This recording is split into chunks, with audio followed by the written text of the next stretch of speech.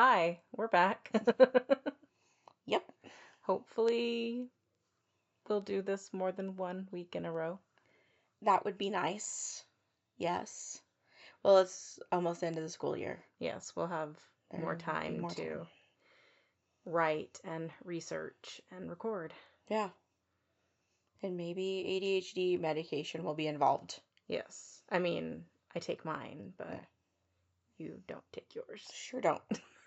Sure need to. I take full responsibility for the last however long it's been since we last saw you.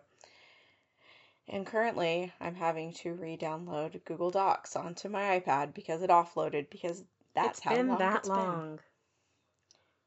I did have it open on the computer to type the things. I just have not used it on my iPad. So here we are. Here we are.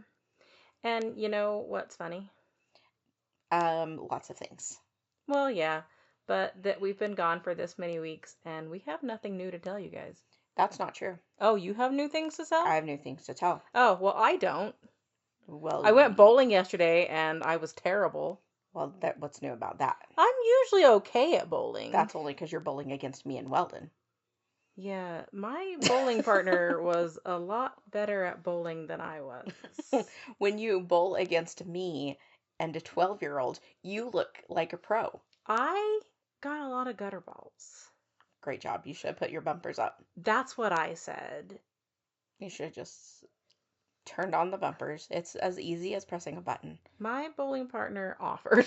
It's not like in the old days when they had to like come out and install the bumpers Yeah. for you You pre-game. just press a button and they pop up. Yeah, it's fancy. But yeah, I think I needed one of those little dinosaurs and the bumpers. The little 'Cause, roller, the like what? like a Like a slide. ramp. Yeah. Yeah, because I was terrible at bowling yesterday. Just weren't feeling it, huh? No. It was fun. Yeah. I had a good time, but I was terrible at bowling. It's all right. Well, I have endured 2 active shooter scares at school. This is true. I was gonna say I was involved in the last one, but I don't mean involved as in I was the one doing the Farron's active. actually very scary. Yes. I wasn't the one doing the shooting. And there wasn't actually a shooter. There was not a shooter. The first one, the school got swatted. And so that was somebody from like another state calling and saying, "Hey, there's a shooter," when they had no idea because they weren't even here. No, they were just calling in a scare. They were just jerks. And then the last time, so we got a lot of rain, and we don't normally get a lot of rain. And the school is really, really old because it's the same school that like my mom went to in the 70s. And some ceiling tiles fell, and when they fell, it triggered the gunshot detection system, and the whole school went into lockdown, and we didn't know what was going on, and we were like locked down for like an hour and a half, and it was kind of scary. Yeah. Because we didn't know what was going on. But also, I'm not a teacher at the school, and it was my very first lockdown, drill or otherwise, and so it was pretty nerve-wracking. I was anxious the whole time. Yeah. Well, and like the first one, when the school got swatted, they had just put us in a shelter in place, which basically, like for somebody who isn't working in a school or whatever, that just means that there's a threat outside of the building. And so we're allowed to like continue with our classroom activities. We can still have our lights on, we can still have noise, whatever. We just aren't allowed to let the kids leave the classroom. And usually it has to do with like something going on in the neighborhood. Like there could be like, like a drugs bust or something happening like somewhere near the school, or, something like that. And so I was also on my prep period, so I didn't think anything of it. So I was like, oh, well, they're just like trying to get you bad guy outside or something. Yeah. Like I didn't think anything of it. And it lasted for most of the afternoon. And then we found out it was because somebody had called in a threat. So I feel like everybody kind of handled things okay. I mean, the kids don't naughty. take anything seriously. Yeah, they're So very unserious. They were on their phones and sleeping and giggling. And I, by some stroke of fate, had taken their phones away, and I don't normally do that, but they were taking a test that day, and so I had like physically taken their phones away right before it happened this last time, and so nobody had their phones. And I know that that's controversial, parents want the kids to have their phones, but it's really so much safer when they don't have their phones because they're not clogging up the cell waves or whatever, however that works, and 911 isn't being overrun by phone calls. And, um, you know, just remember that you guys were in school in the 90s just like we were. And if there's an emergency, they'll let you know. And yeah. if you have an emergency, you can always call the school and they'll Hmm. get word to your child or however it needs to be. Yeah. Um, okay. Well, Anything else? I don't think so. Um, no, I don't think so. Not at the moment. Okay. Yeah, those were just the things I had to say. Yeah, I can't think of anything else either, but Well, I'm feeling a little unsure about my story. I'm always unsure about my stories. I don't know, like I felt good going into it and then I got writer's block and then I don't know, I feel a little unsure about it, but we're gonna see how it goes. Yeah, Um, it's better than us not putting out a podcast at all. that's true.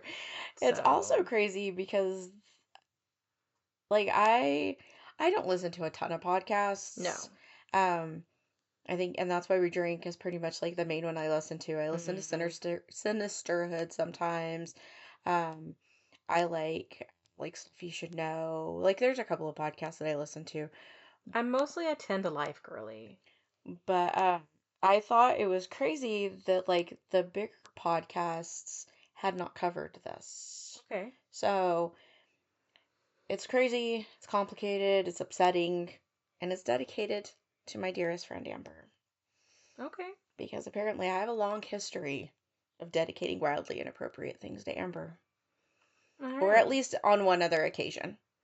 At least I once. recently logged into Facebook and it told me you have a memory today, and I looked at that memory and it said this one's for you, Amber, and it was when we went to the Hollywood Walk of Fame, and it was Diddy Star. And I was like, I don't know why I dedicated this picture to you several years ago, but to be fair, it was before we knew what a giant How creep he big of a was. creep he was. I mean, he always creeped me out, Oh, but it yeah. was before I knew how big of a creep he He was. actually is. Um, but today we're going to talk about Aileen Wuornos. Which I feel like most people have heard of. I would think so. Um, She's pretty famous. Yeah. Well, Amber had asked me pretty early on in the podcast if I was ever going to cover any women serial killers. Yeah. And so we're going to talk about Eileen today. All right. Um, do you know much about her? Other than she's a serial killer and she was like the first female serial killer on death row or something. I maybe. She is labeled a lot of time as being the first American like female serial killer, but that's not true. But she Yeah. was like the first modern Yeah. American serial killer, like female serial killer. And maybe she wasn't the Um, first one on death row, but I don't I remember. I didn't know a ton about her. I remember watching Monster Mm-hmm. back when it was probably like newly on VHS. Yeah. Um, but I don't really remember much about it. I didn't go No. back and rewatch it. Mm-mm. But here's what I have to say to you. Okay, say it. So, just so everybody's aware, if you need a trigger warning, there is talk of rape and sex work and childhood abuse and incest and domestic violence and terrible things. All the terrible Terrible things. things. So, if that's not your cup of tea, maybe we'll see you in 3 weeks. We'll see you next month. All right. Well, Aileen Wuornos was born Eileen Carol Pittman on Leap Day, February 29th, 1956, in Rochester, Michigan. Her parents, Diane and Leo, were teenagers when they eloped in 1954. Diane was a mere 15 years old, and Leo was 18. Aileen was the second child born to the couple, who had a son named Keith in 1955. And like we see so often in these cases, after the literal child, Diane, ran away and married this guy, Leo, he became verbally and physically abusive to Diane. So she left Leo during her pregnancy with Aileen, and I'm not sure if it was just because of the abuse or if she found out that he had raped a 7-year-old child and was Groovy. suspected of murdering another child.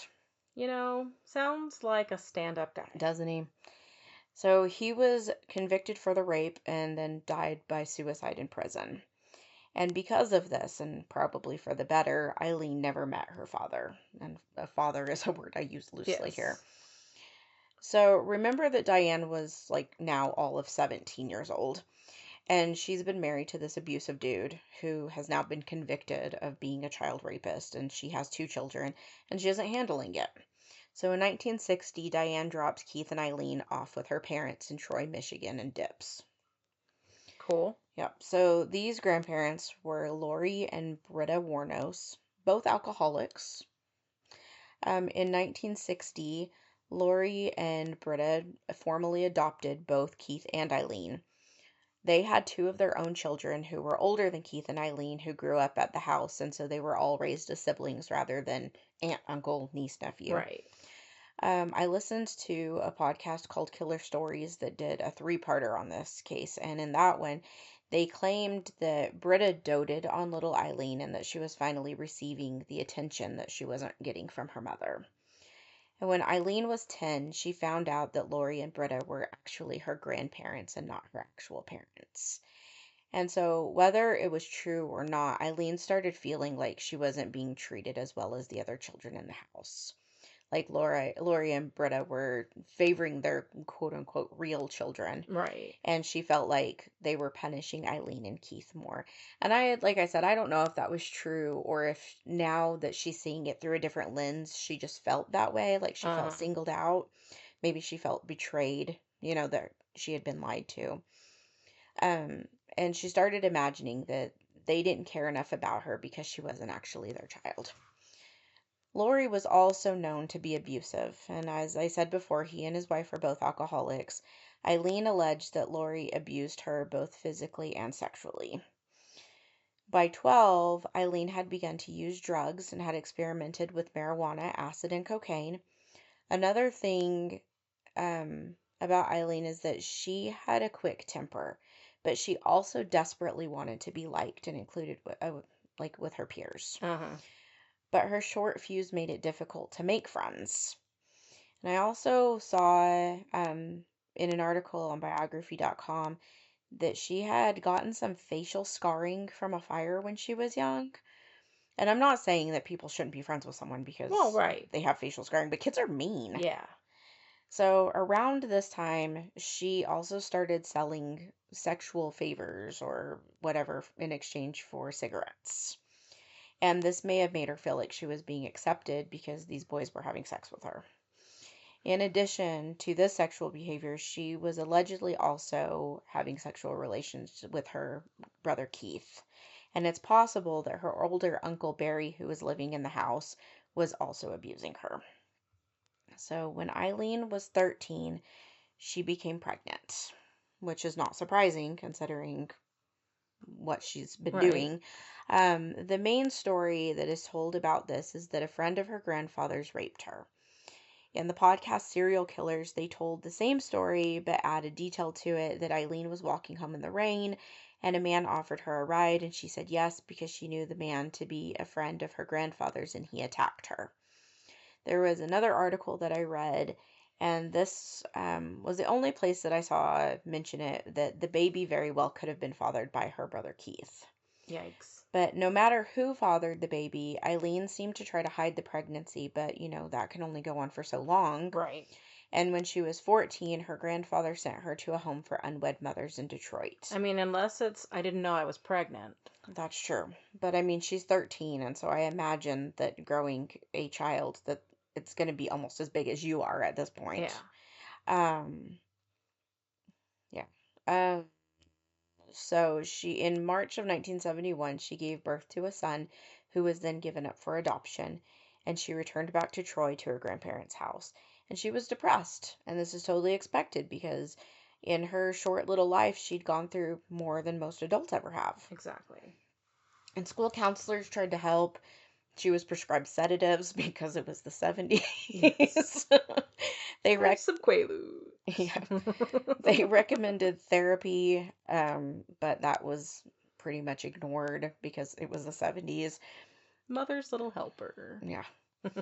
Aileen attempted suicide. She dropped out of school. She frequently ran away from home, often staying in the woods. And then in the summer of 1971, so the same year that she gave birth, her grandmother died of cirrhosis of the liver. So between her running away and Britta's death, her grandparents had filed a runaway child report with the police, and she was found and arrested. When she was released at the end of 1971, Lori told Aileen that she was no longer welcome in his home. And so she went back to living in the woods. Yeah. And so she would use sex work to stay out of the elements because she could stay in hotels overnight or a client's home overnight or whatever. She would sleep in cars. There was a interview I watched with her where she said like sometimes she was just sleeping on the ground. Yeah. Just she would just hide out in the woods. She would make these like little lean-tos in the trees, and that's where she stayed. But eventually, Aileen decided she was ready to see what was outside of Michigan. And not only that, but I mean, she was staying in the woods. And in an interview that I watched with her, she was like, it was cold. She was like, I needed to get out of there. Yeah. I was going to die if I stayed there. And so she hitchhiked to various places around the country. In 1974, at the age of 18, she was living in Colorado, still mostly relying on sex work and petty theft to survive. And it was here that she was arrested for DUI and shooting a gun out of a moving vehicle. Oh, well, those are good things to do. Right? Between 1974 and 1976, she was also arrested for check forgery, auto theft, and assault. In 1976, this was a big year for Aileen. Yeah. She decided to hitchhike to Florida. In March, her grandfather Lori died by suicide. Aileen chose not to attend the funeral. I don't really blame her. The same year, 20-year-old Aileen Wuornos met wealthy yacht club president and I wrote sexagenarian. Okay. I was like, what's the word for somebody in their 60s? I mean, that's probably correct. It is correct, but I looked it up. Oh, but okay. Because I just forgot that I had written that, and so it like caught me off guard whenever I saw it. Because like I know that people in their 80s are octogenarians, and so. Yep. Well, his name is Louis Fell. Despite the 46-year age difference, the two fell madly in love. Madly. And married in May 1976. During their marriage, Aileen was getting into barroom brawls. The marriage was annulled after a whopping 9 weeks. Louis Fell went so far as to get a restraining order against Aileen after she allegedly beat him with his own cane. She claimed Madly in love. Madly. They were mad. She was so mad she hit him with his cane. She claimed it was self-defense, which, I mean, he was like almost 70 years old with a cane. I don't know how much self-defense it was, I but don't know how capable he was. I wasn't there though, so. Yeah, I know. That's what I'm just saying. I don't know how capable he was. Maybe he was, I don't know. So, the same month that her marriage ended, which was July, Aileen was informed that her brother Keith had died after a battle with esophageal cancer. He had been only 21, and she didn't even know he had been sick. And I'm sure that this did wonders for her already damaged psyche. Yeah, her already disturbed mental health. Yeah. So in 1978, at the age of 22, Aileen attempted suicide again. This time she shot herself in the stomach with a shotgun. Goodness. I know. But she survived, obviously. Clearly. But yikes. Yeah. There just seem, I was going to say there seems like there's better ways to do that, but that sounds crass. Yeah. Less painful ways, maybe? I don't know. I don't know. than getting gut shot, man. Then gut Once, shotting yourself. I know, yeah. I've watched a lot of Young Guns, Right? and And gut wounds are not good. they are not. So she did heal from this attempt, and she started hitchhiking around the country again. She ended up back in Florida 3 years later and had a boyfriend that she had big feelings for. However, she came up with a kooky plan to Oh test boy. how much he liked her back. Oh boy. So here's the plan. Let's hear She it. decided to get arrested. And Oh. if he tried to bail her out of jail, it meant that he had big feelings for her He's the too. one. So I don't know if you want to try that and give it a little go. I mean, I feel like there's better ways to test the way somebody feels about you, It's crass. but I um, mean, maybe so if I get desperate enough, maybe. so this is how she decides to get arrested. Okay. She goes out and she robs a convenience store at gunpoint. Hmm. She gets a whole $61 from the cash register. Just a little crime. It's just petty, Yeah. really. She walks out. However, it wasn't really difficult for the police to find her because she was the only woman walking down the road clad in nothing but a bikini carrying a gun. It's funny because I was always almost gonna say, was she naked? Pretty close. Pretty close. All but a couple of strips of fabric, but Yeah. She probably wanted to make sure that you knew it was her. oh yeah. She doesn't even get to test her boyfriend theory because she was denied bail and sentenced to 3 years in prison. Oh, groovy. She was released after only about a year and she went back to life on the road. In 1986. That was a rough year for me. It was a rough year for me too. I was no longer an only child that year. I was born. In 1986, she pulled a gun on a man named Wayne Manning, who had picked her up hitchhiking near the Arkansas-Texas border. Come at me, Arkansas, come at me. Don't See, actually come at us. the way I would get arrested is I Is would by say saying Arkansas in in Arkansas? Arkansas, yeah, since that's apparently against the law. Apparently. Drivers passing Wayne's car attempted to intervene and they called the police. Wayne decided not to press charges because he thought she was just a girl down on her luck. After this, Aileen went back to Florida. She's now 30 years old, and this time she wanted to actually try to build a life, and she settled near Daytona Beach. She met and started dating a woman named Tyria Moore, who was a 24-year-old hotel maid. And I really struggle with this girl's name because it clearly says Tyria. I've Hmm. heard people pronounce it Tyria, but I also heard other people pronounce it Tyra. So Yeah. I'm going to say Tyria because that's how it looks. I mean, heard it both ways. Yeah, exactly. I have. So, Literally heard it both ways. yeah. So There's the psych convention, but it's like later this month, and I can't go because it's always so far away yeah, and and it costs money. money.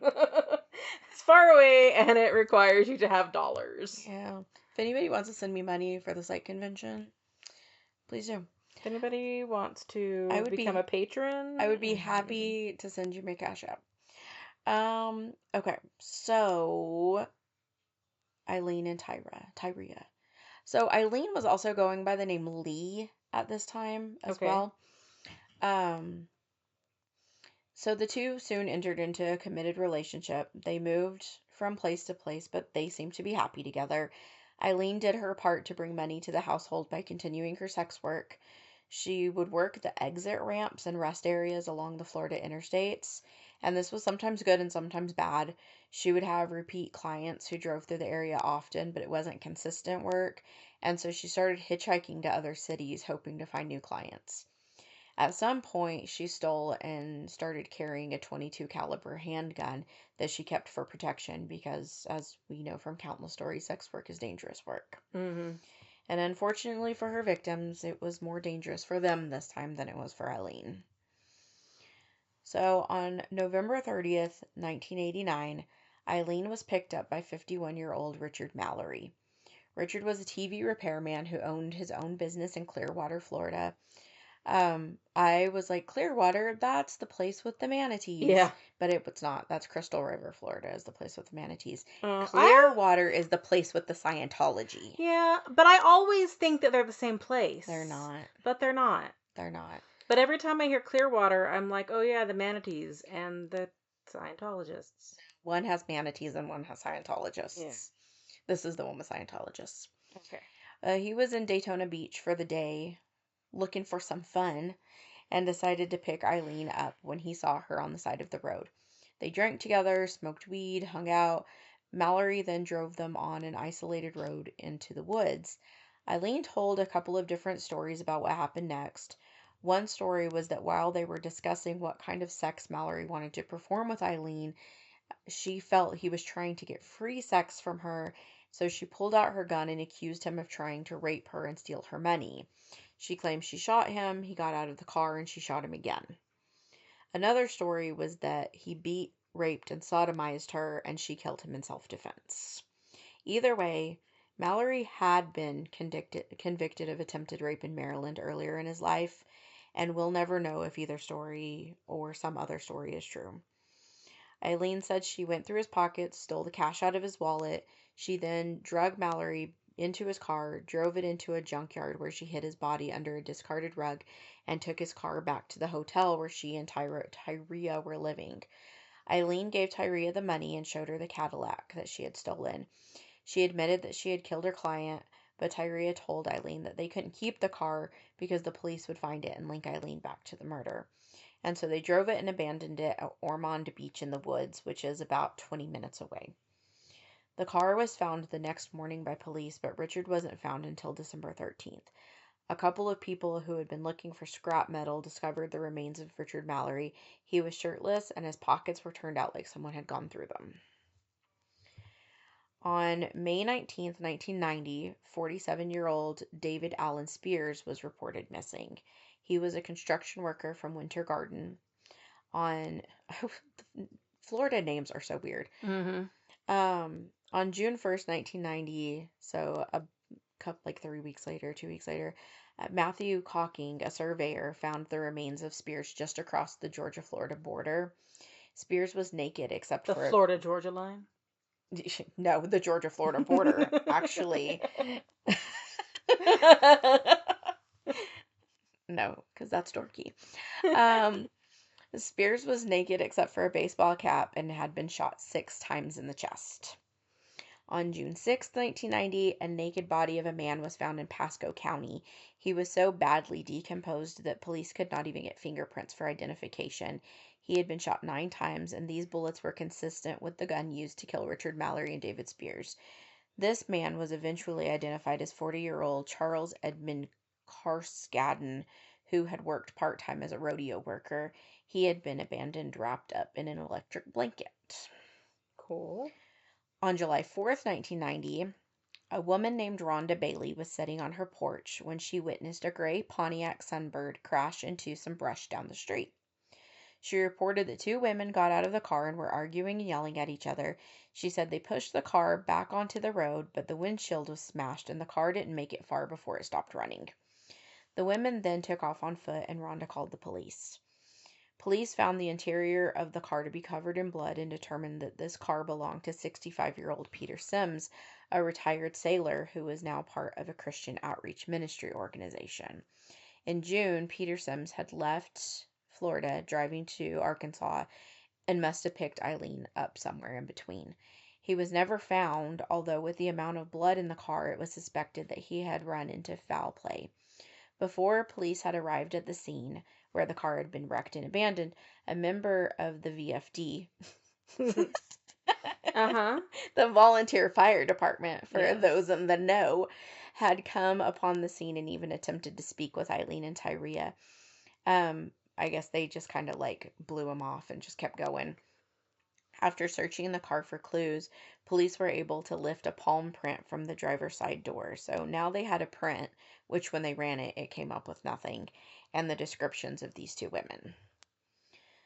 So Troy Burris, a 50-year-old sausage salesman from Why is that Ocala. funny? I don't know. Because we're 12-year-old boys. It's just, So is he it's, going door to door? that, like, look, 12-year-old boys aside, Is he going door to door? is he going door to door selling sausage? Or is he a sex worker? Or is he a sex worker? Or, but it's like a very specific. Right? Is he like just going to like restaurants and like trying to get them to sell his sausage? Like, I don't know. I just don't know. Okay, Yeah. sausage salesman. Maybe he worked at like a Hickory Farms store and like pop up in the mall at Maybe. Christmas. Uh, Sausage salesman. yeah, he was from I never say this the name Ocala, Florida. Ocala. I would assume Yeah. so. I always feel like I'm saying it wrong. I don't know why. He was reported missing on July 31st. His body was found on August 4th in a wooded area in Marion County. He had been shot twice. Charles Dick Humphreys was found on September 12th, 1990. Dick had been 56. He was a retired Air Force major, a former state child abuse investigator, and a former chief of police.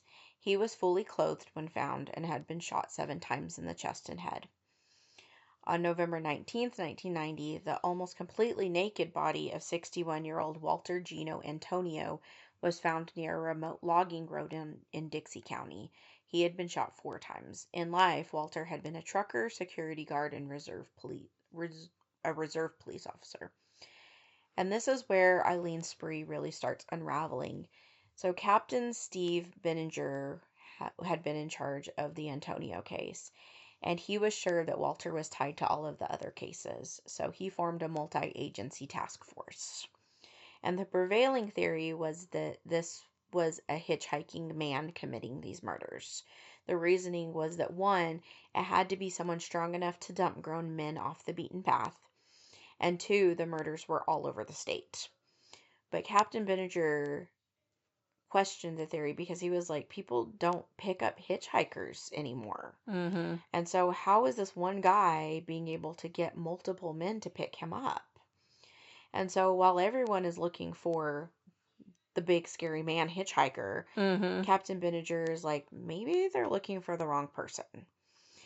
And all of these victims had something in common. They were all alone, they were in areas known for sex work, and they had picked someone up willingly. So, around the same time, the police were still working on that abandoned car from the July 4th crash Mm-hmm. that had belonged to Peter Sims. And Captain Benninger was like, you know, he might have been, part of all of this. And he remembered like the bolo that had gone out, that, or at least like the descriptions of these women, like Uh-huh. to keep a lookout for these women. And so he put out a like a sketch or something and sent it to all the agencies in Florida. And the police eventually got a hit from the palm print that they had found on the door. And the way they did this was um, Aileen had been pawning the things she had been stealing from these men. Uh-huh. And I don't remember which man it was, but I think she had tried to pawn like a camera or something. And pawn shop owners already, I think, are just highly suspicious people because they're like, people come in here and they pawn stolen stuff all the time. Mm-hmm. And so I guess if it's something really valuable, they'll have you like leave like a fingerprint or something to, like if it comes back like this was stolen, then there's something to tie the thief back to the item or Right. whatever. And so the palm print that this pawn shop had taken of Aileen matched the palm print from the driver's side door of that car. And so now they have the name Aileen Wuornos. And after they have her name, everything else just kind of starts falling into place. And they realize that Aileen has this girlfriend, Tyria Moore, and they Uh-huh. think, well, maybe this is how we get to Aileen as we go through Tyria. And, and it's sad because Tyria was Eileen's like person. Like, she was like madly in love with this woman, and it Not was kind of madly and the beat you with a cane kind of no, thing. it doesn't seem to be that way, no. Um, and it was kind of like the only stable relationship that she had ever had. But the police lean on Tyria and they tell her that she can be charged as an accomplice, that she could be put into prison for murder and all of these other things, which, to be fair, she kind of is an accomplice because she knows what Well, she's that's what I was doing. about to say. I mean, which is fair Uh-huh. because she knows about the Hmm. murders. She's, I don't know. And I don't know if because I almost said she's allowing it to happen. Like, she's not going to the police about it. Yeah. Like, she knows that it's happening. She's complicit, if nothing else. Um, and so they promise her immunity if she cooperates. And so she eventually agrees to help them.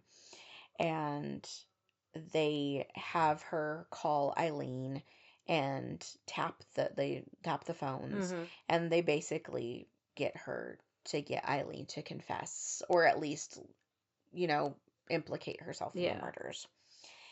And so, not long after that, on January 9th, 1991, Eileen is arrested at a biker bar in Port Orange, Florida. I think it was called The Last Resort, which seemed kind of, I don't know, ironic. Is Yeah. that yeah. Um, so after her arrest, Eileen confesses. She confesses to all 7 of these murders. But she says she was acting in self defense for all of the For every murders, single for one of them. all 7 of the murders, that these men tried to rape her, attack her, and hurt her, and that she fought back. But then her statements start to shift, and she tells different stories than she told originally, and details change. Um, but that makes her just look like she's lying. And also, I am aware, and we talked about a second ago, that sex work is dangerous work. Mhm. And these women do get attacked. Mhm. And, but I don't know that she would have been attacked by 7 men in such close succession Mhm. after she had been doing this for so many Yeah. years. Um, so her trial began in 1992. And of course, the media is obsessed with this because she's a female serial killer Yeah, you and she's don't a sex worker and she's claiming self defense. but yeah, you don't hear about a lot of female serial killers and so Yep. it's definitely I don't want to say refreshing, but No, it's just something new and different. mhm. Um, and so her defense team is like, well, she's been abused, she's been abandoned, she's had so much trauma in her life. She's, she acted in self defense, and they argue that her entire life conditioned her to expect violence from men. And then when she says that when she's telling them that she feared for her life, like, she really believes it. But the prosecution is just like, 7 men, 7 shootings, and she robbed all of them. Like, Mhm. that's not self-defense, that's murder. Yeah. And the jury agreed, and she's convicted and sentenced to death. And there's video footage of her leaving the courthouse, and reporters are yelling questions at her, and she's yelling back to them, that it's self-defense, and how dare the court system and the jury and all of these people convict her, and sentence her to death when she's the one who had been attacked and she was just trying to fight for her life. But then, and I'm not entirely sure what happened. I don't know if she was trying to protect Tyria because she's still in love with this Right. woman, right? Um, she finally, I don't know, she's like, I don't want her implicated in this in any way or whatever. So there's an interview with her that I found on YouTube, and she sits down and she has the biggest smile on her face, and she looks like she is the happiest person in the entire universe. And she's just like, "Hey, how are you?" And she sits down and she's having this conversation, and the guy is asking her, like, okay, well, you said this was self-defense. And she was like, no, it wasn't self-defense. She said, I am about to go to the death chamber and I need to come clean because I don't think that I should die as a liar. And she said, it was all, um, cold-blooded murder. I was in the robbery game. I killed these men because I wanted to rob them. Mm-hmm.